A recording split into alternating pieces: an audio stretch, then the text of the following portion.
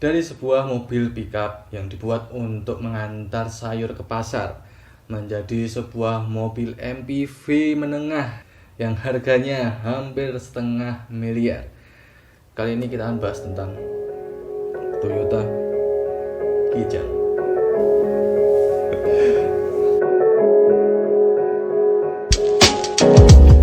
Toyota Kijang itu awalnya muncul pada tahun 1977 di Pekan Raya Jakarta. Sebelumnya itu Toyota sudah mau memasukkan dua mobil barunya untuk pasar Indonesia, tapi tidak diterima oleh bapak kita karena saat itu Indonesia sedang melakukan pembangunan perindustrian yang besar-besaran. Maka dari itu Indonesia membutuhkan sesuatu mobil untuk industri yang kita sebut dengan kendaraan bermotor niaga serbaguna atau KBNS. Maka dari itu bapak kita menyarankan Toyota untuk membuat sebuah mobil niaga untuk Indonesia supaya bisa dijangkau semua masyarakat. Akhirnya William Surjoyo, direktur Toyota Astra Motor pada saat itu, mengumpulkan petinggi-petinggi Toyota di Indonesia untuk membahas tentang mobil Toyota yang baru untuk pasar Indonesia untuk industri. Maka dimulailah perkumpulan tersebut. Kita akan membuat sebuah mobil industri untuk masyarakat kecil. Kira-kira nama apa yang tepat ya? Apakah Kancil? Interupsi Pak, Kancil kan suka mencuri. Iya ya. Bagaimana kalau Kijang? Saya setuju. Semua setuju ya? Oke. Dan akhirnya dipilihlah nama Kijang. Dan salah satu orang dalam pertemuan itu yaitu adalah Pak Yusuf Kalla. Jadi salah satu yang setuju dengan nama Kijang yaitu Bapak Yusuf Kalla. Dan akhirnya dipilihlah nama Kijang untuk mobil tersebut. Maka lahirlah Toyota generasi pertama pada tahun 75 sebagai konsep. Kemudian tahun 1977 baru dikeluarkan untuk masyarakat. Toyota generasi pertama ini juga disebut dengan KF10, juga disebut dengan Kijang Buaya atau sebutan warga Indonesia suka menyebut dengan sebutan ya. Kenapa disebut buaya? Karena saat membuka kap mesinnya itu seperti buaya sedang menganga, membuka mulutnya.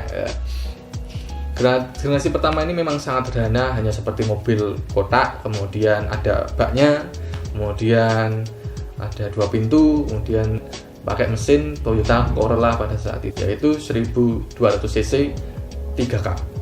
Bahkan untuk kaca samping itu tidak ada. Jadi tidak ada kaca samping, jadi hanya pakai penutup terpal saja untuk penutup di pengemudinya.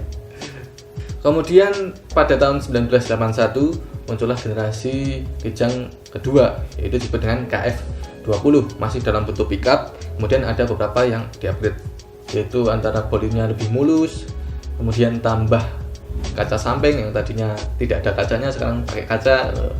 Kemudian door handle lebih bagus lagi, kemudian suspensi di-upgrade lagi menjadi dual wishbone, kemudian pakai mesin yang baru, yaitu mesin 4K 1300 cc yang pastinya lebih bertenaga dari yang sebelumnya. Kemudian Kijang ini pada Kijang masa ini, generasi kedua ini biasa disebut dengan Kijang Doyok. Kenapa kok bisa disebut Kijang Doyok? Karena pada saat itu ada sebuah iklan yang dibintangi oleh Mas Doyok, itu viral. Ya di TV lihat terus. Kemudian Toyota Kijang muncul juga. Kemudian sama-sama viral menjadikan satu tag Kijang Doyok. Sangat make sense. Kemudian pada tahun 83 itu masih generasi kedua, menambah varian mesin baru yaitu 5K 1500 cc dengan tenaga 61 HP. Mobil ini yang memiliki 5K disebut dengan KF21. Kemudian juga generasi ini muncul karena banyaknya peminat, muncullah mobil untuk penumpang. Jadi pertama kali Toyota Kijang membuat penumpang, yaitu pada tahun 83, yaitu ada 2 tipe. Pertama 3 pintu untuk 7 orang, kemudian 4 pintu untuk 8 orang. Dan ini kalau mobil MPV, mobil minibus pertama untuk Kijang. Kijang semakin berkembang, semakin banyak dicintai. Kemudian 1986 muncullah generasi ketiga dari Toyota Kijang, atau biasa disebut dengan Toyota Kijang Super, ataupun Grand Extra, ataupun Toyota Kijang Kotak, ataupun Kijang baru. Generasi ketiga ini ada 2 tipe. Tipe yaitu KF40 dan juga KF50. KF40 ini memiliki chassis pendek. Chassis pendek ya biasa kita sebut dengan SX, SSX, SGX gitu kan. Yang awalnya S itu artinya short. Short itu pendek, berarti chassisnya pendek. Kemudian ada KF50 yaitu chassis panjang atau biasa disebut dengan LX, LSX, LGX. L itu long. Long itu panjang. Beberapa upgrade baru juga masuk seperti ada AC, kemudian ada power steering, kemudian mesinnya masih sama menggunakan 5K, tapi perbedaan dari tenaganya yang tadinya 61 HP menjadi 63 HP. Kemudian ada varian transmisinya, ada 5 percepatan, ada 4 percepatan, 5 percepatan untuk tipe yang tinggi, 4 percepatan untuk tipe yang rendah. Karena mobil ini memang sangat legenda sekali untuk generasi ketiga ini, karena ini dalam 10 tahun generasi 3 ini Toyota berhasil menjual 500.000 unit Toyota Kijang generasi ketiga ini. Kemudian pada tahun 89 yaitu Toyota mengeluarkan logo baru yang logonya sampai sekarang kita sudah tahu ya, seperti itu logonya.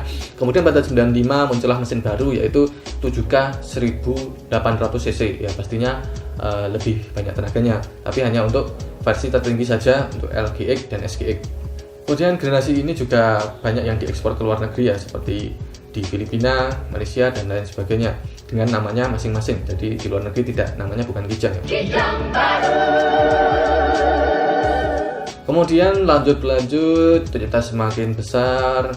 Akhirnya pada tahun 97 di mana generasi milenial seperti saya lahirlah juga Kijang generasi keempat atau biasa disebut dengan Kijang kapsul.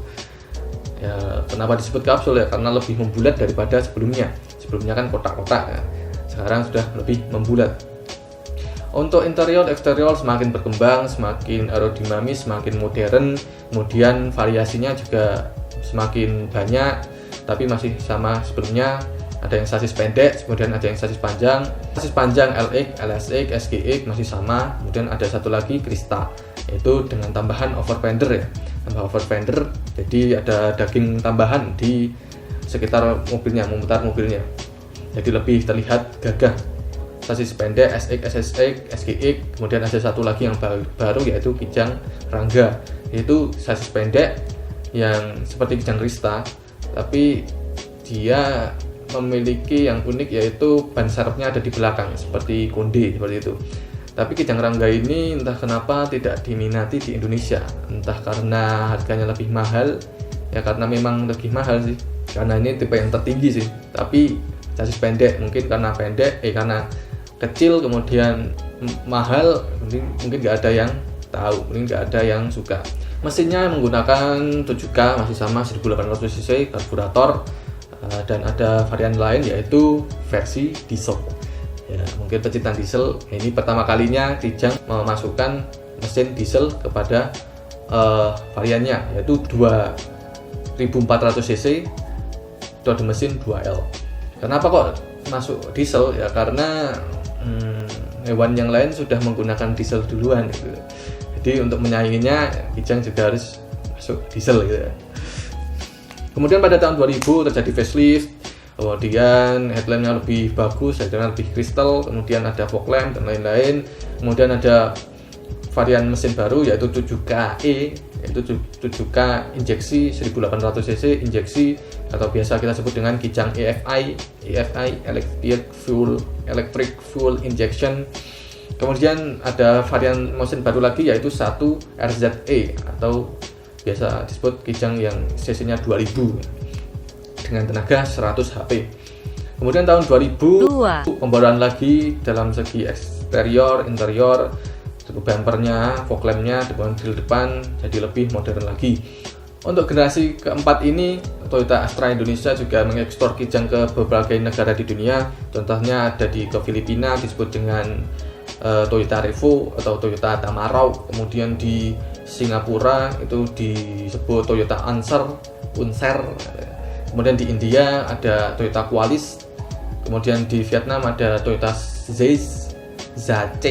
Kemudian di Afrika Selatan itu ada Toyota Condor 4x4.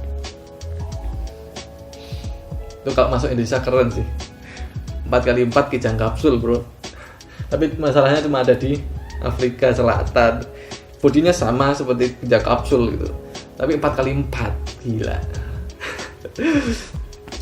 Kemudian pada tahun 2004 generasi ini digantikan dengan Kijang Innova yang lebih condong ke MPV mewah, ya, MPV kelas menengah untuk keluarga, lebih nyaman lagi, lebih futuristik lagi. Untuk generasi kelima ini beberapa pecinta Kijang memang kurang setuju dengan Toyota Kijang Innova karena bentuknya itu atau isinya hampir semuanya itu berbeda dari generasi sebelumnya, dari eksterior, interior, mesin, chassis dan lain sebagainya itu hampir semuanya berbeda dengan Toyota generasi sebelumnya. Tapi ya namanya Toyota pasti akan laku di pasaran karena ya Toyota gitu. Kemudian beberapa upgrade yaitu ada suspensi jadi lebih baik lagi, lebih nyaman lagi karena ya juga disebut juga Innova ini mobil ya paling nyaman di Indonesia. Kemudian mesin menggunakan 1 TRFE DOHC VVTi 2000cc 136 HP. Kemudian ada dieselnya itu 2KD FTE 2500cc diesel 103 HP dengan common rail direct injection ya, dan juga turbo atau biasa disebut dengan mesin D4D ya. Ada beberapa tipe dari tipe tertinggi tipe terendah ke tertinggi yaitu ada tipe E, G dan V. Untuk tipe V ini pada tahun 2005 uniknya ada satu varian mesin yang unik yaitu varian mesin 2700cc bensin 2 TRFTE 4 silinder DOHC VVTi dengan power 163 HP. Yang unik adalah ini mesin asalnya dari Toyota Land Cruiser Prado. Land Cruiser Prado itu adiknya Land Cruiser ya. Adiknya Land Cruiser yaitu Land Cruiser Prado. Nah ini mobil Land Cruiser Prado yang dimana notabene habitatnya untuk off-road, mobilnya bertenaga ya kan, mesinnya bertenaga dimasukkan ke Toyota Innova. Itu mobil keluarga. Nah itu cukup unik sih. Tapi entah kenapa kok ya sangat langka di Indonesia, mungkin karena 2000cc aja boros apalagi 2700cc gitu itu ya. Mungkin pikiran Indonesia kan seperti itu ya, kalau boros nggak laku gitu. Jadi cuma ada di tahun 2005 saja dan cuma beberapa saja, sangat langka sekali. Bahkan sekarang banyak diburu karena uniknya mesinnya pakai 2700cc. Kemudian terjadi facelift di tahun 2008, kemudian di grillnya semakin besar.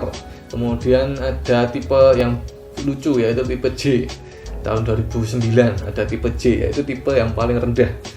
Bahkan nggak ada power window-nya, terus nggak ada audionya dan lain sebagainya, lucunya itu. Tapi ya namanya Innova ya kan, kita cari kalau kurang beli Innova cari mewahannya. Kenapa kok malah di downgrade gitu? Jadinya tidak laku. Kemudian ada juga tipe luxury itu untuk tipe G dan tipe V saja. Itu yang bedain di belakang, penumpang belakang itu menggunakan captain seat. Jadi ada ya captain seat seperti sofa itulah ya, nyaman lah intinya. Kemudian facelift lagi tahun 2011 grillnya tambah besar, 2013 facelift lagi grillnya tambah besar, lebih baru lagi, bumpernya baru, nah, seperti itu. Innova ini juga diekspor ke luar negeri dengan nama Innova saja ya, di Toyota Innova tanpa Kijang. Memang tiada duanya. berganti tahun akhirnya masuk ke 2015, yaitu generasi ke-6 dari Toyota Innova, Toyota Kijang ya.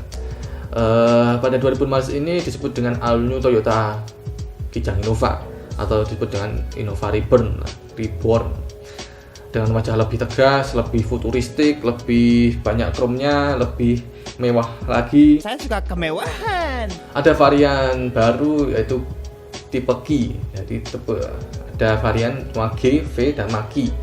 Untuk tipe E dihilangkan.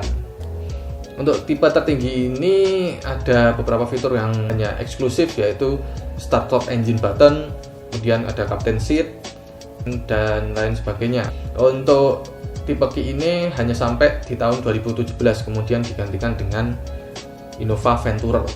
Jadi tidak Innova Venturer, nggak pakai Kijang, udah hilang Kijangnya. Kemudian mesinnya yang digunakan di tahun 2016 ini ada dua, yaitu ada Kijang 1 TR-FE VTI 2000cc, kemudian ada 2 GT FTE yaitu 2400 cc turbo diesel dengan VNT. Toyota ini juga diekspor ke luar negeri dengan mesinnya 2700 cc 2 TR-FTE seperti punya Fortuner, punya Land Cruiser Prado. Kemudian ada juga di luar negeri yang diesel 2800 cc 1 GD FTE. Mungkin itu saja beberapa sejarah dari Toyota Kijang sampai sekarang. Ya, Toyota Kijang ini memang sudah berumur 43 tahun dari tahun 1977. 43 tahun ya, sudah menjadi legenda di Indonesia. Siapa sih nggak tahu Toyota Kijang gitu. Dan sudah pasti banyak keluarga di Indonesia, masyarakat Indonesia yang sudah pernah punya pengalaman, punya cerita dengan Toyota Kijang ya, seperti contoh cerita mudik ya kan, waduh mudik yang sekarang nggak bisa mudik gitu. Kemudian cerita macet mobilnya ataupun cerita sama teman-temannya itu main pakai mobil Kijang, habis bensin di tengah jalan mungkin kan. Karena borosnya mungkin. Nah, ya itulah Toyota Kijang. Siapa yang nggak tahu Toyota Kijang? Oke, sekian dulu dari saya. Mungkin ada yang koreksi, mungkin ada yang cari pengalaman, mungkin bagi pengalaman tentang Toyota Kijang ini silahkan komen di bawah. Bahkan mobil saya juga Toyota Kijang. Ya, seperti itu. Terima kasih sudah nonton. Kalau mau like ya like, kalau subscribe ya silahkan subscribe. Saya tidak maksa.